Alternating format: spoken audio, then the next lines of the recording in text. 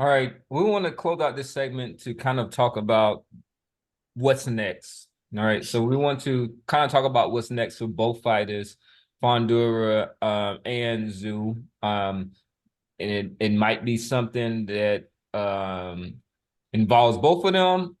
So we do know that Errol Spence jumped into the ring and kind of put his hat into the ring, so to speak, and said that he wants this challenge. You had Bud Crawford saying that, brother, you got to wait in line and that I'm next up. But to me, that's why I felt that everybody was looking at Fundora like he was food, and the Sharks was circling, trying to get at him. And then we had the kind of dubious proclamation from Tszyu, who didn't call for, like, if any time to call for an immediate rematch is when you had your forehead split open and you had to fight through a crimson mask for the majority of the fight. But he went after Bud Crawford. So we'll start with Coach Dave. So what do you think is the kind of logical next steps for both of these fighters? Well, I would. I'm kind of with you in terms of why the guy didn't call for a rematch. I don't think that they could go wrong either way. After watching both of their performance and more so Tszyu's performance prior to the cut, I think a rematch between them two would be safer than any one of them going up against Crawford. I think Crawford walks through both of them. Period. But I will What say, about Spence? say again now. What about Spence? You saying Crawford? What about Spence? Because Spence was the Um, one that got into the ring. yeah, Spence got into the ring, but I think that'd be a good fight. Earlier, Spence, before Crawford beat 50 years of boxing out of him, it might have been a great. But either one of them got a chance at really beating Spence. Period. That's what I'd say. Either one of them. Period. But my thing too, Lex, I just want to say real quick too that I think that I think emotionally, mentally, Tszyu got a hill to climb, because anytime you get lumped up and you ain't calling for the rematch and then you just calling out the big name, then you're looking for some relevancy. Something is going on to where he's like, I gotta, how do I save my legacy or whatever, or get a pay, but you call out, Crawford, hey, I'll fight Crawford. You saw Jamel Charlo do the same thing after he got lumped up by Canelo. It's just, and maybe he needs to sit down, calm down, and regroup. But that initial knee jerk is just that mental going on in his mind about his state, his post, or just trying to get back his face instead of calling out the man that lumped you up. So I hope that it would be a Tszyu Fundora rematch, so we can really see how to play out without the crimson mask, as Professor said. But I don't want it to be Errol Spence, before Crawford. If it's not Tim Tszyu, I would love for it to be Fundora, Tim Tszyu and Fundora, or Fundora and Crawford. Yeah, I kind of agree. I don't see how you kind of take a bludgeoning from Crawford and then you get rewarded with the unification bout at the next weight. That just Right. Seems incongruent with like what we think about with boxing.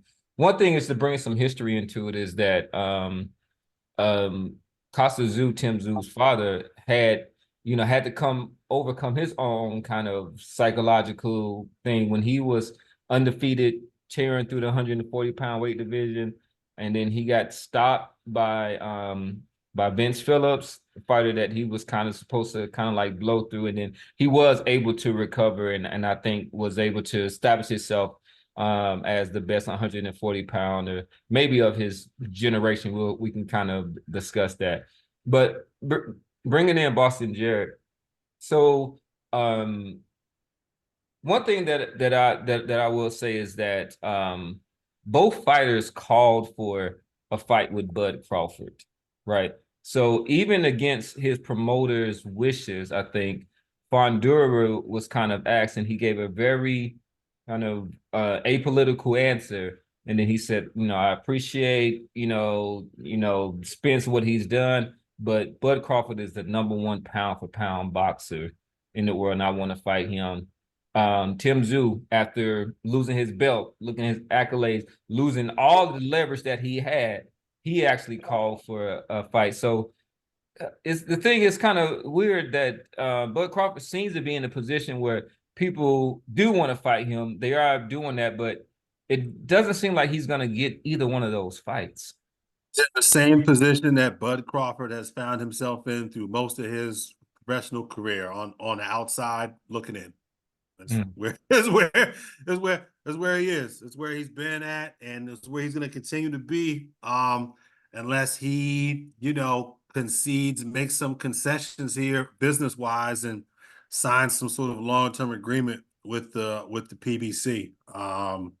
He's not going to get the opportunities that guys who are signed to PBC, who are aligned with Al Heyman and Louis DeCubas and Samson Lukovics get, because he's not part of the family, and those guys are going to take care of their own. You constantly hear guys from that who are aligned with PBC hinting at him being difficult to negotiate with, and all kind of stuff. It's the same old talking points, and they may be accurate, they may not be, but yeah. Look, what you'll likely see occur here is you'll see, despite Fundora giving a politically correct answer, he's going to sit down. He's going to talk with his manager, Samson Lukovics, who was a lifelong friend of Al Heyman. And Samson's going to tell him, he said, "Hey, mijo, listen, escúchame, you want to be, you want to be, you want to be your own man, or do you want to be a company man? If you want to be your own man, you can be your own man, just like Bud Crawford, who you seem to admire. You'll be on the outside looking in. Be a company man.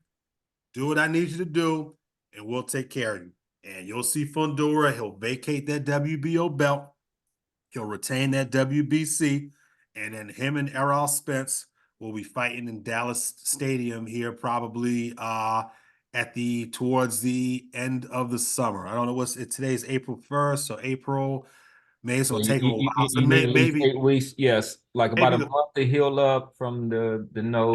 yeah, maybe a little more than that. You might see them fighting in the fall, probably a few weeks before you see Canelo return in September is what Clean you'll up to see. be safe. Yeah, end of August, early September, something like that. You'll see Errol and Sebastian Fundora. And what you'll probably see from Bud Crawford is he'll be in a vacant title fight with Josh Kelly, and for the WBO vacant. And don't be surprised if you see that fight happen overseas. I think Bud has been to the UK before, when he fought Ricky Burns for the WBO belt, no less. I'm pretty sure he beat Ricky Burns in the UK for that WBO belt. Yeah, that was about a decade and a half ago. I don't know. While ago. It was yeah. Not a This is real, not a real impressive. this was a lightweight. Think about this was Yeah, a yeah. lightweight. 135-pound Bud. He went over there. Not the best performance on his resume, but that's what you'll probably see. I think they may have to do some number crunching and determine whether they're going to do it in Nebraska, where the Cornhuskers play, or whether they're going to do it in the UK. I think they can get more money in the UK in a Josh Kelly fight. As far as the gate goes, I think you're going to get a bigger gate fighting in the UK. You can sell tickets for a little bit more. I think. Don't quote me on that. We'll see. I mean, this is all like, it's like stocks is all speculative at this point. But yeah. let's bring in a casual one, because we've got some news that just came out today, in that at first Fundura's manager said that he thinks that, his job is to make sure that the fighter maximizes his earning potential and stuff. So he wanted to fight with Spence. They thought that they could sell out a stadium in Texas. But from what I'm hearing is that he has kind of reneged on that stance and it's saying that he's going to honor the rematch, which apparently there was a kind of a rematch clause that was negotiated between Fundora I and think that Tszyu. was verbal. So I don't think that was a renege. I think he just was like, all right, let me go with my first. What I first said was they'll do a rematch, and I don't think that rematch happens. Pretty much how like Boston played out, but I don't understand why it will be Josh Kelly and not Tim Tszyu running it back. Because Kelly is #1 in the WBO. So, but I Well, mean, not but running it back. it has to me. He was saying Josh Kelly would Bud Crawford. So I mean, they wouldn't. Yeah, Kelly would Exactly. Crawford. So if Fundora doesn't want to take if Fundora fights Spence, he's going to have to drop the WBO. Why wouldn't the WBO run back Tim Tszyu? I think Tim Tszyu is a bigger name, bigger catch than Josh Kelly. Well, I they've kind of like already that, ordered.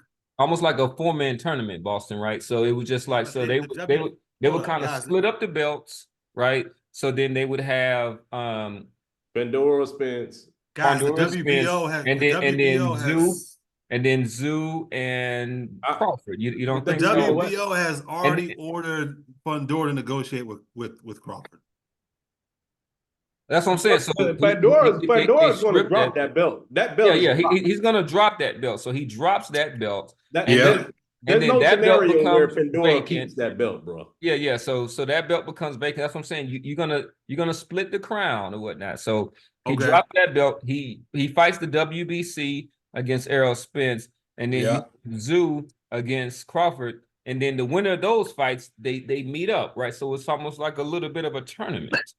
That's not super far-fetched, but Tszyu just lost. I mean, Tszyu just lost. Kelly is sitting there, been at #1 for a while now. Now, maybe Josh Kelly takes step-aside money, and you guys are right. You got Kelly take step-aside money, and then you do Tim Tszyu, Bud Crawford in Omaha for the vacant WBO. I don't. There's nothing that tells me that Tim Tszyu really wants to fight Terrence Crawford. I think I don't know, especially after that fight. Terrence Crawford has got really, really long arms. He's not nearly as tall as Fundora, but he's a guy that likes to fight on his back foot, a guy that likes to turn. And Tim Tszyu had a very, very, very tough time. Again, people are going to yell and scream about the cut.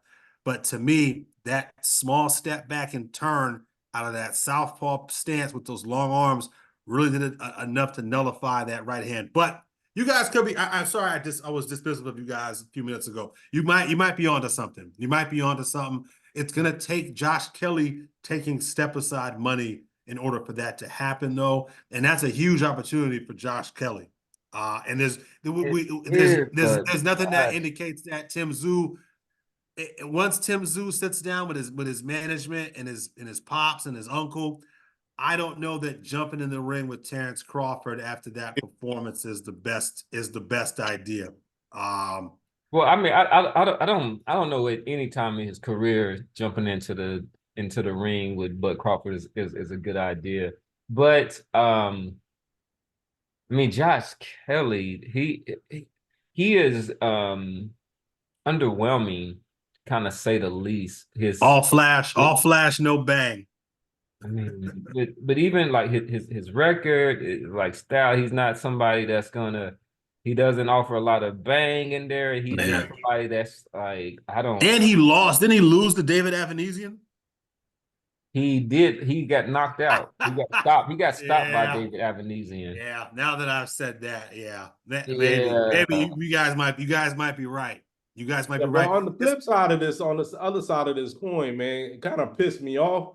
But I understand being the company man and with Errol Spence, man, Errol don't deserve anything at 154. He doesn't deserve shit. They should have to actually make him fight Keith Thurman at 154 just so he can the winner of that fight. He should have to fight Lubin or somebody like that. There's PBC politics. No, but I understand that. You know what I'm saying? And he was the company man, just like what Boston was saying. He was the company man, the face of the company, actually.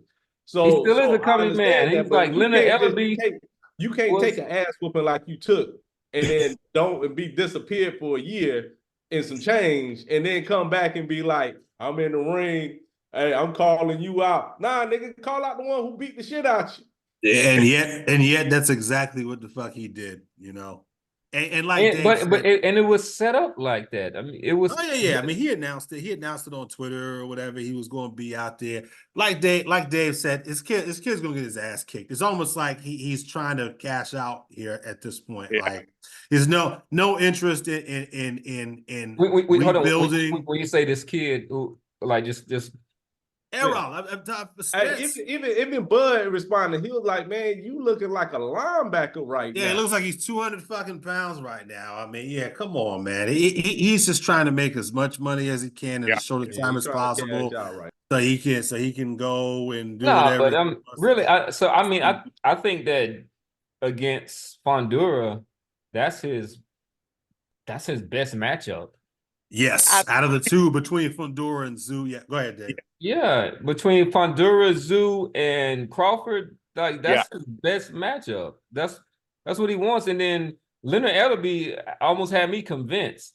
He said that, hey, you know, this is our boy, this is our family. He was like, and if Errol Spence wants something, we usually try to get it for him. And he was saying Al Heyman is gonna pull some strings. We know about about his power that he kind of wields within there. So you're gonna take a lot of shots in that fight. Neither one of these guys have been coached on how to defend. Apparently, I mean, these guys are gonna beat each other into oblivion, and there'll be nothing left of Errol Spence after a Fundora fight. Ooh. He will take such a beating in that fight. Even if he wins that fight somehow, some way, there'll be nothing left of him after that fight. He will be completely and utterly shot after that fight. So, Coach, I want to kind of bring you in on at this point. So, if you were somebody who was advising Errol Spence, so last time he was in the ring was last summer. He got knocked down 3 or 4 times. He's coming off of eye surgery or whatnot. How would you advise your fighter? So put on your trainer and promoter hats. Well, if I had Earl, man, I'd tell Earl to sit it down, man, get a mic, man, go sit beside, Tim, somebody. But he can't talk. You remember he's slow with it. Well, he's slow with it, but we can understand him enough. You know what I'm saying? Like, it's like we can understand him enough, man. I would try to get him on that side. If he was to look at me in them eyes, man, you know how them fighters get them puppy dog eyes, like, yeah, coach, I need just one more though, coach. I got to be around. I need just one more. I would say, look, man, out of those 3, let's go and try to get this Fundora kid, cash out. It sounds like a cash out fight. Exactly. Because even Derrick James was like, look, if you gonna come back, this was a few weeks ago. He was like, if he gonna come back, he need to come back and get his get back. You know what I'm saying? I mean, he need to fight Bud, but we do want to preface this by this was the recently fired Derrick James, right? Yeah. So, yeah. So yes. And you might have different motives. Like once you get fired, I don't know the whole thing yet, but if you shitting your trainer that's been there the whole time and you shitting him his money, then you know what I'm saying? You need to look yourself in the mirror. Yeah, man. No, I just say cash out, man. I would cash out or fight Fundora, man, and then cash out. But Earl, man, he a lot was taken out of him in that Crawford fight, man. Period. But between the Ferrari and the Crawford, there was a lot taken out that boy, man. Absolutely. Yeah, don't forget this guy had a detached retina too, or I don't know if that was exactly what it was, but I think that's not an insignificant. If you talk about that's an injury that usually ends people's careers in boxing. Is that eye injury, right, Dave? And this He just I got think put in his Ferrari 5 times and has a whole new set of dentures. Oh, and now. that, right. And there's that also. yeah. So we'll see, man. I just hope he don't get hurt. That's honestly, from the heart. I hope he just don't get hurt, man. Yeah. Yeah. But I'm And, gonna get lumped up now. I'm gonna be right there watching, saying, "Dang, It used to be my Yeah. homie. Be my Yeah. age. I mean, they're gonna. I mean, him and Fundora in Dallas in the summertime. yeah, That's gonna move the needle. That's yeah." gonna move the needle. It is. It That'll is. move.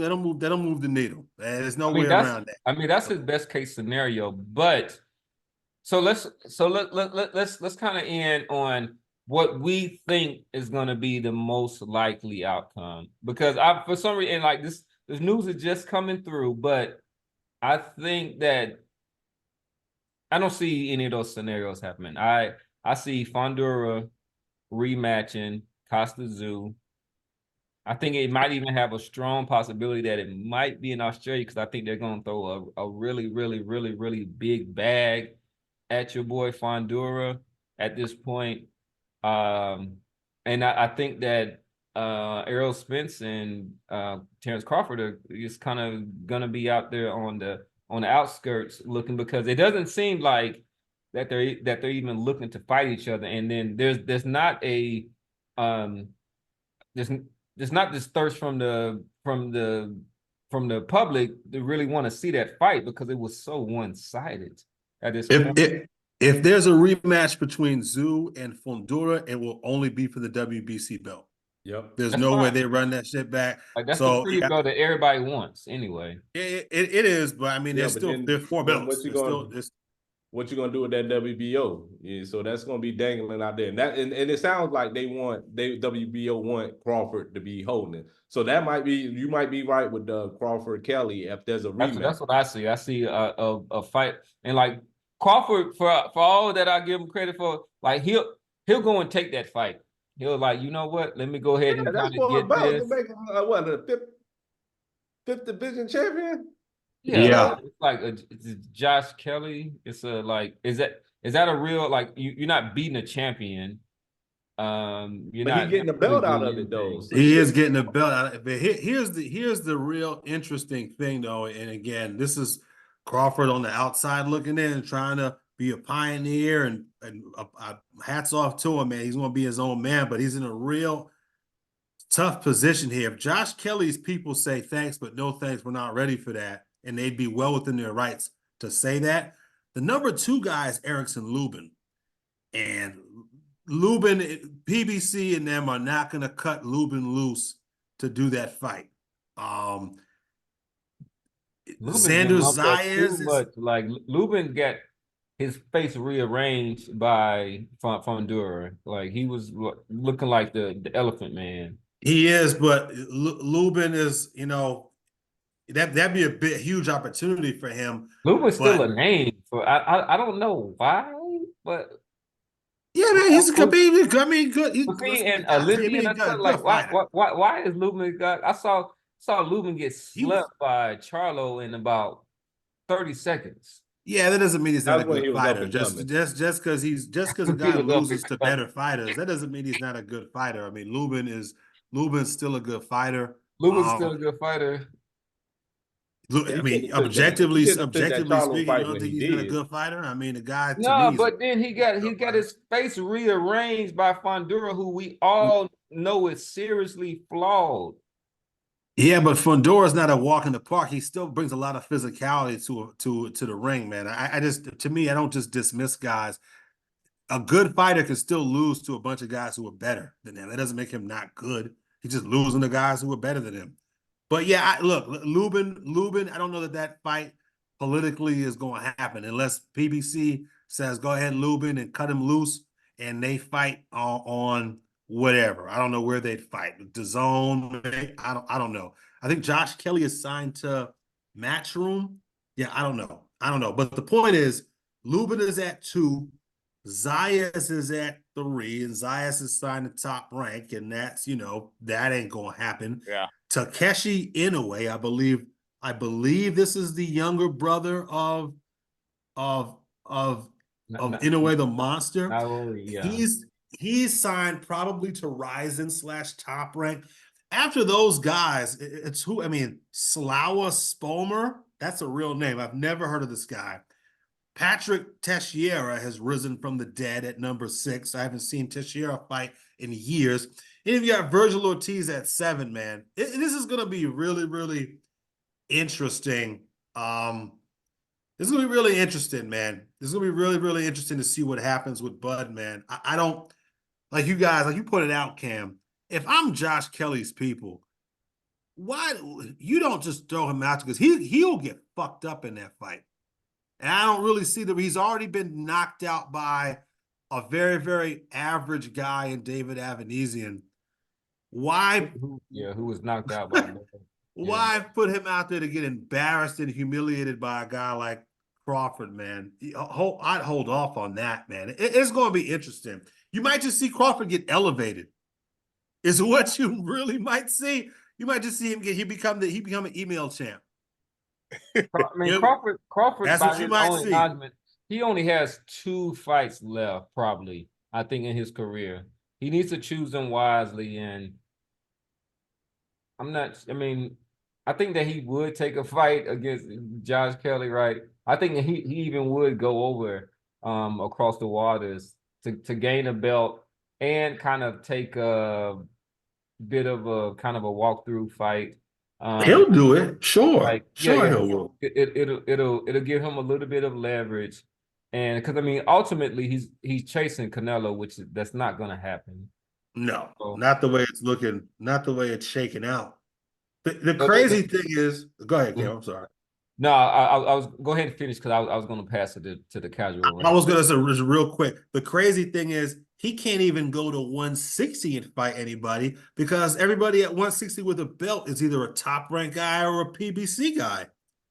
Charlo is still holding that WBC belt hostage at 160. Lara has the WBA belt. That'd be an interesting fight. Lara versus Crawford. And Jeanbeck is the unified guy with the IBF and WBO, and Jeanbeck is a top rank guy. So Crawford's options here are he's in a precarious spot. Yeah, so you give us your thoughts. The Lara still owns the belt, but his last fight wasn't his last fight at 154. No, he fought Zarafa on Saturday. He was on the undercard. He stopped Zarafa in like 3 rounds. That was at middleweight.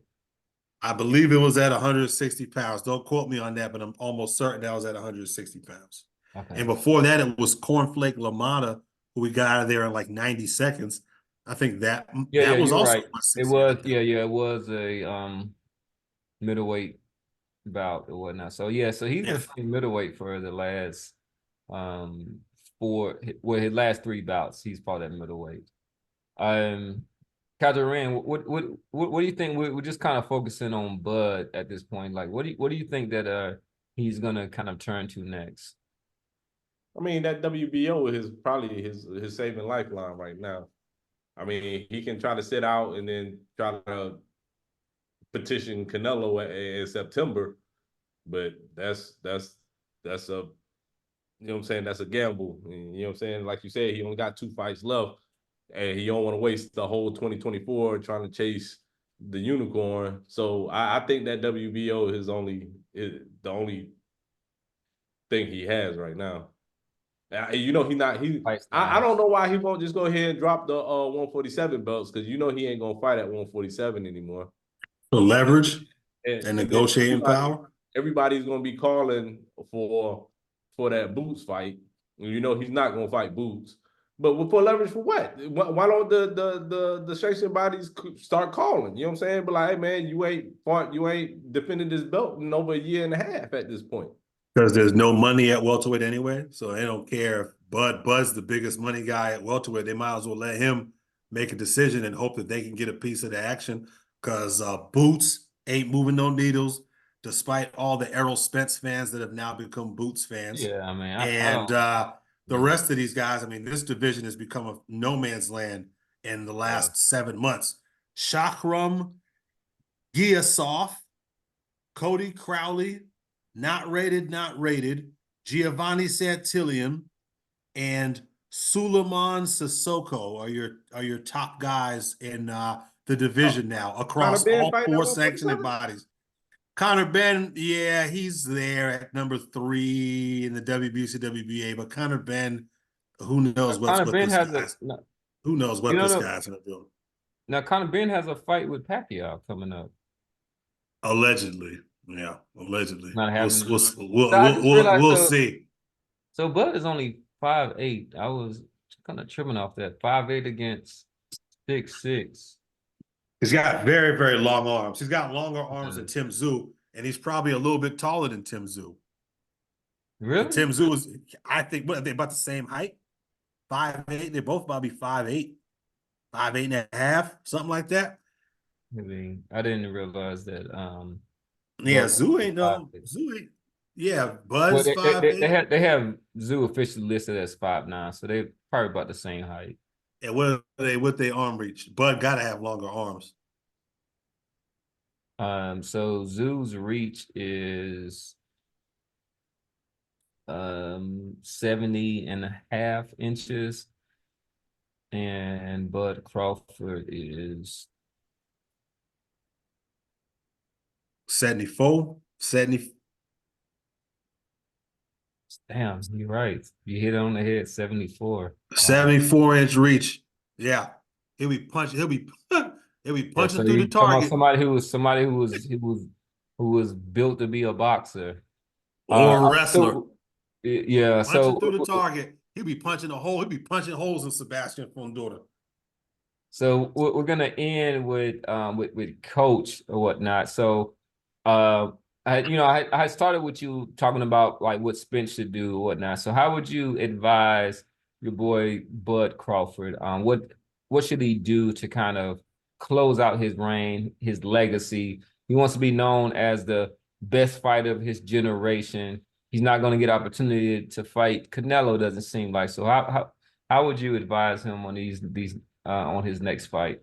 Well, I just say, people gonna say what it is. They're gonna say, be it about Boots or whatever. And at this point, though, if you can't get the fights that you want to get, man, whatever it is that you can do to become at least a champion in any different division, and then go on out on top like that, right there, bro.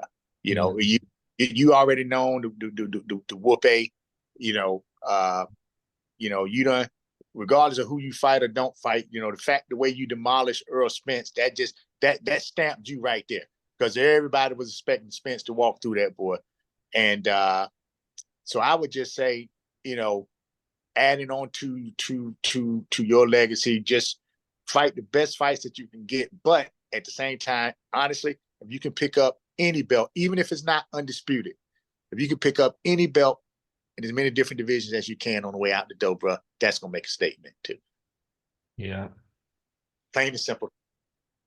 I agree. I think that, Bud is in a precarious position where he is the number one fighter, but he's not the number one attraction. So he is gonna make him somebody that is high risk, but it doesn't come with that reward as a Mayweather or a Canelo fight would come with. And that's kind of speaks to a lot of things. It has nothing to do with his fighting style, because his fighting style is a very fan friendly style. But I'm hoping that he can at least pick up another belt in another weight division. That's something that's going to add to his legacy, and then to have at least one last fight that is going to be something that can captivate the public's attention, because Canelo's not going to fight him. It looks like neither one of the Charlo brothers wants any of that smoke either. So I kind of feel sorry for you, boy, at this point. Virgil Ortiz. I think Virgil Ortiz is his best bet. He gets elevated, which is probably most likely to happen given what we've just covered. He gets elevated, and then You see Virgil's got a fight here coming up this weekend or in a few weeks, if I'm not mistaken, against Thomas Delorme. Yeah. Maybe you're able to entice Virgil Ortiz to take a shot at that belt at the end of the summer, late fall, maybe. And by that time, Bud is creeping up on what, 38 years old or something like that, and that might be it for him after that. Yeah. So maybe Conor Benn, maybe a Conor Benn fight, maybe. That'd be Kind cool. of, man. Oh man, I'm like, That's big money. That's big. Yeah. That's big money. That's falls into loot, not legacy. But you know, he has a Yeah. belt. He well, has a no, belt. they haven't. They have. I've heard no smoke from there, but you know what? I have heard the smoke from. Who? Don't say Boots. Mm-mm. He's over the pond too. He's over there too. Um, You know, he was supposed to fight nah. then. Oh, Eubanks? Eubanks. Nah, what's it called? Bomac came out and said that was all BS. They ain't Yeah, fighting. on that, ain't they on the They ain't same fighting team with now? Eubanks. They were, I think, Yeah. for a time or something like that. I don't know if they still fucking with each other, but Bomac has come out and said that was all BS. They ain't fighting Okay. they ain't fighting no damn Eubanks. So yeah, I mean, yeah. Conor Benn or maybe Virgil Ortiz, and Kind of in fight. I'm like, that's it. I just, man, that just kind of to me is as a legacy fight against Conor Ben. I'm Nah, just that's a loot. That's a loot fight, as coach would say. That's yeah. a When you money. say, hey, That's coach, a when you say you either fighting for a loot or legacy, this one is all for loot. guys. I gotta run, man. I gotta get in Now here we're and gonna close out, bro. do a quick workout. We want to appreciate y'all rocking with us. This is your man, Professor Nilam, signing out for Coach Dave, Casual Rand, Peace. and Boston Jared. Peace. Thank y'all for rocking with us. We out. Hey.